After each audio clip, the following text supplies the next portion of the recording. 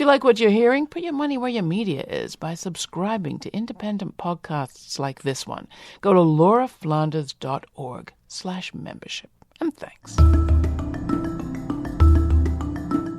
Hi, I'm Laura Flanders, and this is The Laura Flanders Show, the TV and radio program that seeks to raise radical spirits by interviewing forward-thinking people with real models of shifting power from the worlds of arts, entrepreneurship, politics, and activism. Crisis and creativity. This week, a year after President Trump called the government response to Hurricane Maria tremendous, we'll look at the truly tremendous response of Puerto Ricans and how the innovative schools and services that emerged in the absence of government aid just might point a way to a more inclusive, independent Puerto Rican future. That's all coming up on The Laura Flanders Show, the place where the people who say it can't be done take a back seat to the people who are doing it. Welcome. Here we are in summer 2018 at the New Economy Coalition's Common Bound Conference in St. Louis. I'm Edgar Gomez. I work with the municipality of Toa Baja. I work with the Municipal Institute of Cooperativism and Participatory Community. Tell us about your town and what happened when Hurricane Maria hit. Well, we're a medium-sized city. We have 80,000 citizens. And, well, it was the most devastated city in Puerto Rico by Hurricane Maria. 50% of the city was flooded, and we're talking 10 to 12 feet of water flooding. So it was hit pretty hard. Tell us a little bit about what that was like for you to go through, and what was your job at that point? My job is to organize the communities in the municipality of Toa Baja. So basically we go out, we look for community leaders and try to explain what's the situation, to work on transparency. Because you work with the mayor's office. Yes, with the mayor's office of Toa Baja. And you have a fairly interesting mayor. Yes, indeed. He's in the cooperative movement for years, and right now he's like, okay, we have to think outside the box to solve the crisis that is happening in Toa Baja. And he hadn't been mayor for very long when the storm hit. No, he arrived at the city hall at January of 2017. So we had like 9 months exactly when Hurricane Maria hit us. So his was a surprise victory when he ran for the mayorship. Yes, he was the underdog, is the correct word. His political party was with the other candidate. So he was there with the unions and with some community leaders, sport leaders, and that's it. That was his support. But the people came out. The people said, no, we had enough of what happened here in Toa Baja, and we need a change. So here you are, brand new mayor. You're the community organizer guy. Maria hits your community from 3 directions, the ocean and the rivers, and the sky. What do you do? So we're saying all hands on deck. Like at that point, we have cameragraphers, we have everybody, and we said, okay, leave whatever you have, and we have to go down to the communities and help people to get out of their houses because they're flooding. And we've been all these hours like helping people, and I have one image in my mind that's, it's branded there. Like we were in this military truck and we were helping people up, and this firefighter said, we have to prioritize. And we're like, what do you mean by that?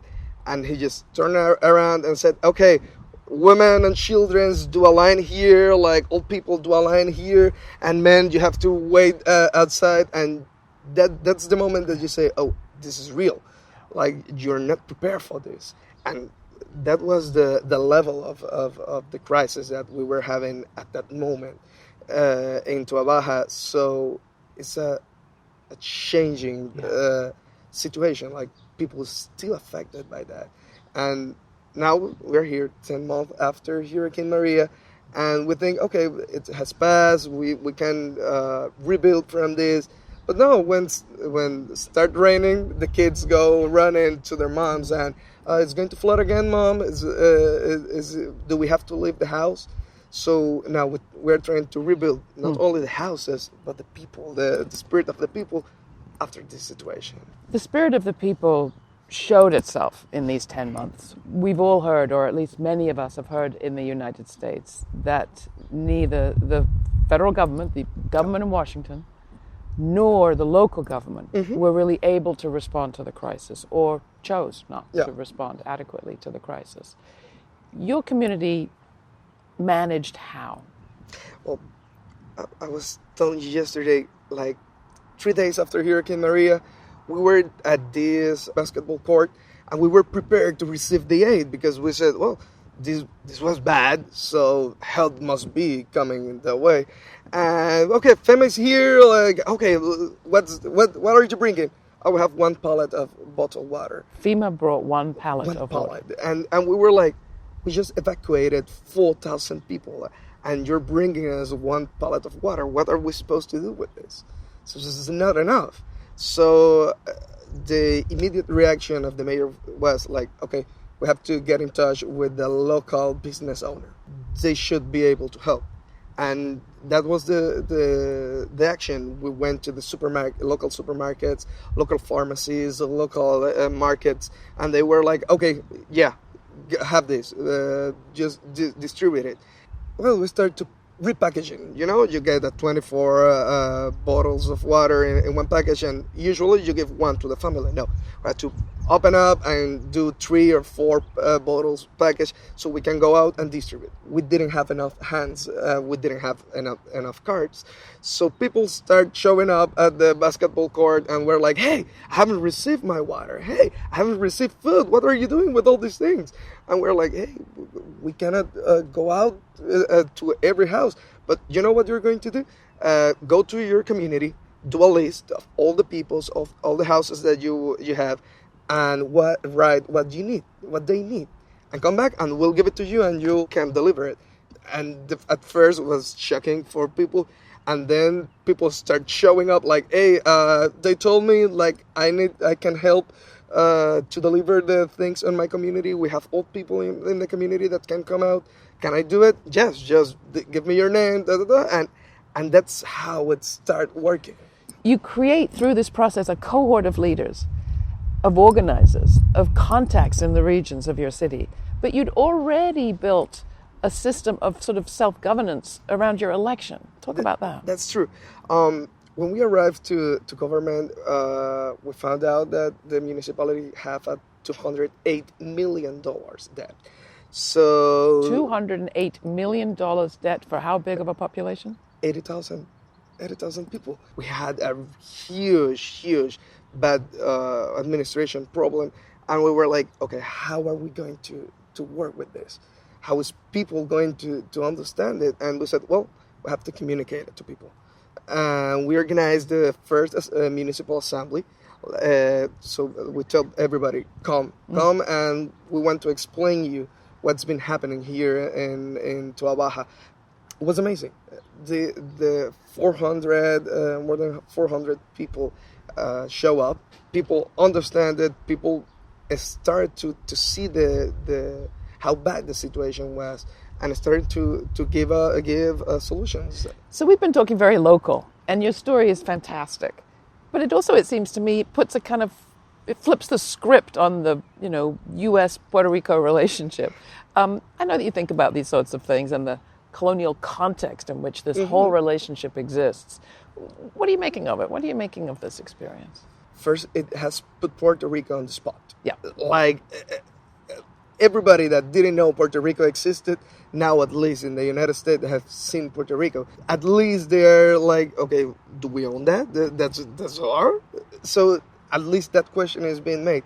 And from the south of Puerto Rico, there's a movement, or I hope there's a movement in Puerto Rico to search for a more dignified, respectful relationship with the United States. So far, this 100 years, we've been very docile on our relationship with the United States. And after Hurricane Maria, people, and not all politicians, like people from the communities, the grassroots community, were like, okay, why haven't we received the help? Yeah. Why are they treating us that way? This relationship is not about charity. It's about respect. It's about dignity. And is that what you're finding in this peer-to-peer relationship with co-op people? Yes. It's completely different when you're talking with people here in the compound, Americans that see us as an equal, see us as United States citizens and human beings. And when you talk with bureaucrats of the federal government, that they see like, but do we really need to help you? Our mayor always said, Toa Baja is a microcosmos of Puerto Rico. And Puerto Rico is a microcosmos of the entire United States. We are in a crisis, economical crisis. We are also in a personal, spiritual sort of crisis. Like, people don't know what they want. People don't know how are they going to manage to end, or what they're going to do with their lives.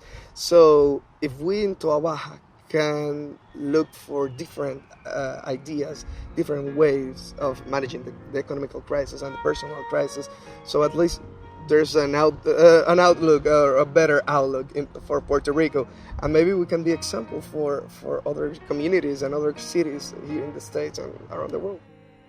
That was Edgar Gomez, community organizer and a city official of the city of Toa Baja. I'm Laura. This is the Laura Flanders Show.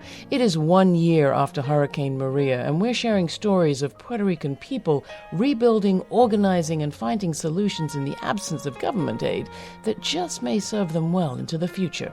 Next, on the Hurricane Maria death toll, which currently stands 70 times higher than the U.S. government version, here's Carmen Yulín Cruz, mayor of San Juan, talking with the team from PR on the Map. The deaths the day of the hurricane are one thing.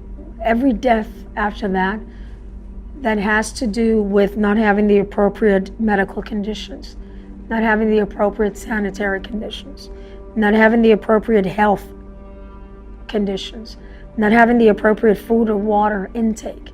Those are deaths related to Maria. Does the president still think his response to the hurricane in Puerto Rico deserves a 10 out of 10 score, now that estimates say almost 5,000 people died there? The federal response, once again, was at a historic proportion. We're continuing to work with the people of Puerto Rico and do the best we can to provide federal assistance, particularly working with the governor there in Puerto Rico, and we'll continue to do so. Peter, any concern about the massive volume of the death toll there? The administration came out in support of it. People are drinking from creeks or from rivers where the animals are dying. We already had some confirmed deaths of leptospirosis, which usually you get when rats urinate in places, but also when animals die in the same bodies of water that people are drinking from. We already have scabies and conjunctivitis and gastritis at alarming rates. And if you're not well hydrated and you don't have access to the appropriate medical attention, a gastritis can kill you. We still don't have the basics, things that are essentially human rights. The United Nations say all humans should have access to drinking water. PROnTheMap.com, hashtag PROnTheMap on Twitter. Share these stories and continue to learn more and uplift the rising up of Puerto Rico and the people of Puerto Rico. We're rising up, can't nobody stop us, the love we got colossal.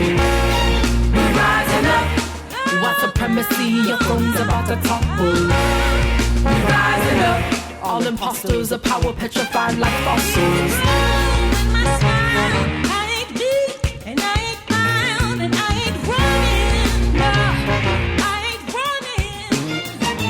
Wear my shoes, walk around, left my stride and my profile, yeah, yeah. We're rising up, we are rising. Taking a stride, break all modes they used to contrive. We be alive no matter the gun. Nooses and whips, we be our son. Constant repeat, instant alive. We be the truth no matter the time. Yo, we arrive, fist in the sky, shatter the virus. We be the ones strong inside this fight, no matter what. Don't be polite, make this freedom look so bright. Running at the speed of legacies are on our side. That was We Rising Up by Climbing Poetry from their album Intrinsic. Before the music break, you heard a clip from PR on the Map, a team of Puerto Rican and Latinx journalists, videographers, and media professionals led by our friend Rosa Clemente. They've been documenting the unreported stories of Puerto Ricans. You can find out more at www.lauraflanders.org and subscribe there to this podcast to receive automatic updates weekly, along with my commentaries. The latest, the F word, is on inclusive design. If it weren't for inclusive design, I argue, I literally wouldn't be here.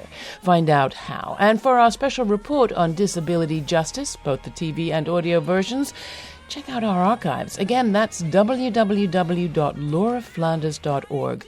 And don't forget to rate this podcast, wherever it is that you receive your podcasts, Apple, iTunes, wherever it is, your ratings really matter. The TV version of this podcast airs weekly on Free Speech TV, Link TV, and CUNY TV in the New York area.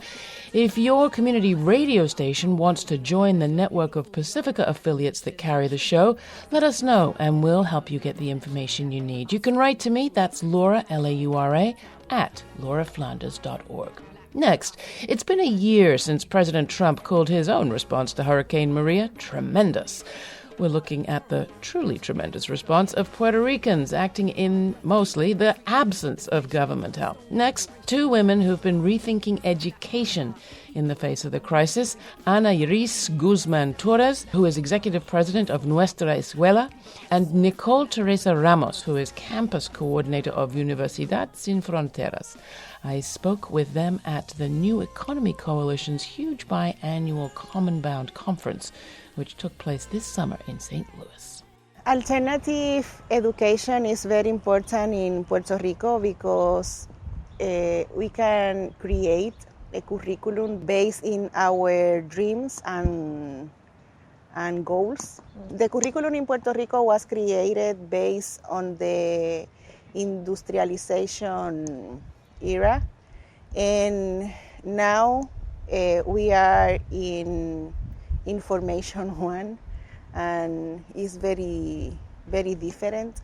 Traditional is more found in individual development, and alternative is based in collective development, and I think that is a huge difference. I come from public system, and definitely it was like follow this, follow that. If you're too intelligent, you might not fit in. If you have functional diversity or any special need, you might be discriminated. Not all schools, but some schools. It's too colonized what we are taught, and it can be too narrow. And in our place, they get to relearn or speak about things they had in their mind and were not recognized. And like I said, fill the gap of the need for education that they cannot pay. It's definitely important now more than ever, since so many schools are closing.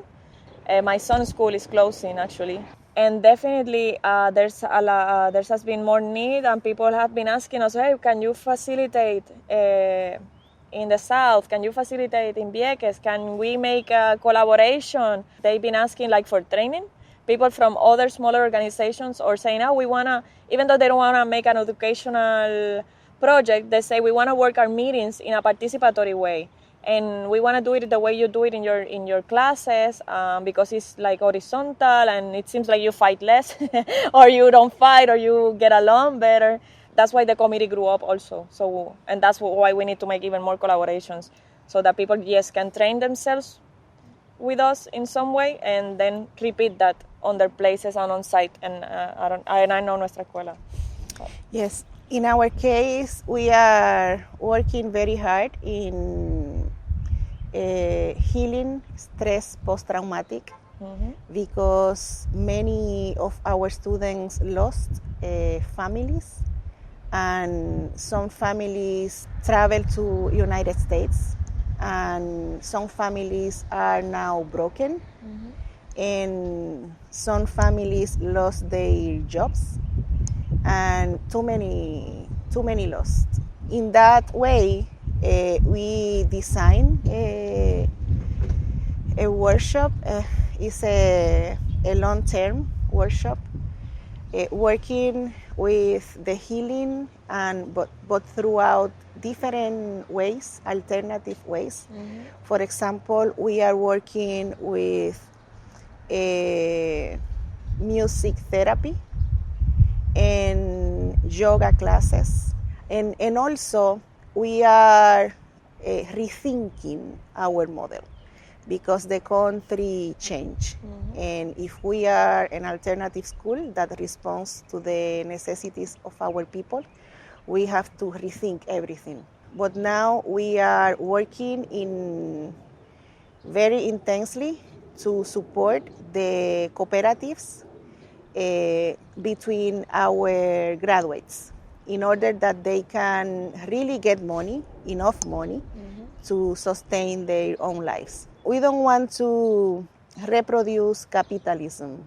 I think that for a long time, topics like economic, democratic, sustainability, and social solidarity are topics for adults get, and it's not too open to mm-hmm. youth people. And we, in nuestra escuela, we assume the responsibility to socialize mm-hmm. this topic, not only with youth.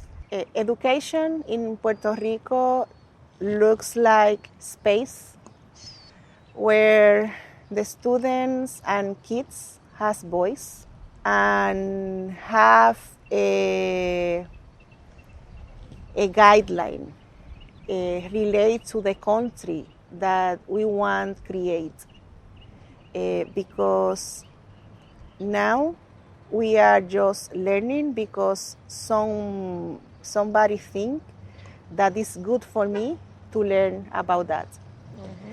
but not necessarily is the learning that I want to get in my life, and not necessarily is useful for the Puerto Rico that we want to create. And education process looks like one that respect the diversity, and we can talk about that in the classrooms. Now is unavailable. I don't want to use prohibited, mm-hmm. because I think that always teachers has their voice to talk about they really want. School has to be the space where students really can participate and be prepared to the country that we really need and we really want, not the country that we have, mm-hmm. because we are not satisfied with the country that we are living. And I think that all Puerto Ricans are agree that we can have a better country, and also that we have the capacity mm-hmm. to build it. And the school has a very important role. And I think that we have to assume our responsibility like educators, mm-hmm. and prepare the youth and the kids for the Puerto Rican that can be. We need to be able to reclaim our real history. They give us Puerto Rican history class for so many years, but they just repeat the same story, almost the same story. And so many people have been invisibilized. And also we need to learn about the history of the Antillas, the Caribbean, because it's all interrelated, and that gives us a strength. Like, oh, my Caribbean brothers did the same as I did. Let's go on. Also, as Anairis was reminding me not to forget, we need the education to be free and accessible. Some people will say, "Oh, the school system is not working anyways. Close it down." And I'm like, no, because if we don't even, yes, the system needs to transform, but if we mm-hmm. don't even have it, what am I going to transform? What mm-hmm. am I going to develop? Mm-hmm. I can't, because I have nothing. It's charter school or private schools, very expensive schools actually. So where do I go? And yes, then it goes to the question of then reclaiming some of these schools that are going to be abandoned, creating new curriculums and creating safe spaces and reclaiming knowledge of what we knew about, for example, things we knew about the land, things we knew about the plants, things we knew about the medicines, things we knew about how to cook, basic things that have been taken away from us, and they have just given us junk food, for example, in a place where you can grow food any time of the year. I think education also needs to be a place with social justice in mind, and definitely, like she was saying, a training that you can actually go out and maybe build a co-op with your other comrades. That would be beautiful if you went out of high school or something like that and were able already to build a co-op. If we could all work together, it would be more sustainable, the educational project. I mean, that's the big dream. That would be the big dream. That we were able to think about education again as a community and collective effort, not parents on one side or adults who are jubilees on the other side, and teachers away from us. Is a collaborative effort, especially on kids, because they say it takes a village to raise a kid. Mm-hmm. I learned that here. So going back to that village thought, but not repeating all gender roles, mm-hmm. not repeating racism again, not that. Just a new village that can give us freedom, and yes, a accessible and free village. Because we, like she says, we have the resources, we have the minds, we have the tools. We might even have the money, but maybe they don't give it to us, maybe they will. But it's more than that. We need, again, our self-esteem. We need, again, safety also. We need safety to develop these things, and to keep standing up against all the historical oppression that we have gone through. You can find information on all of our guests and more of our coverage of Puerto Rico in our archives at www.lauraflanders.org, and sign up to stay in regular contact. Our website is undergoing a massive reimagination. For our New York tri-state areas, join us in person for a special screening and discussion of our reporting on New Economics Labour Party style, featuring the UK's Labour Party leader Jeremy Corbyn, and a live report from me from the World Transformed Conference in Liverpool. That's Monday, September 24th at 6:30 at the Brooklyn Commons Cafe. That's on Atlantic Avenue, in partnership with the Next System Project. It's a free event. For more details, sign up for our newsletter at our website and follow us on social media. Next week, cities are places of conflict, but also transformation. We'll hear from a global gathering of experts and activists, which took place this summer in Amsterdam. Thanks for listening. The show's produced by yours truly, Laura Flanders, along with Tammy Warnoff, Monica Mohapatra, Danica D'Souza, Charlotte Carpenter, Jeannie Hopper, and Dominic Marcello. To watch the video version in full, go to our website. That's www.lauraflanders.org. Thanks for listening.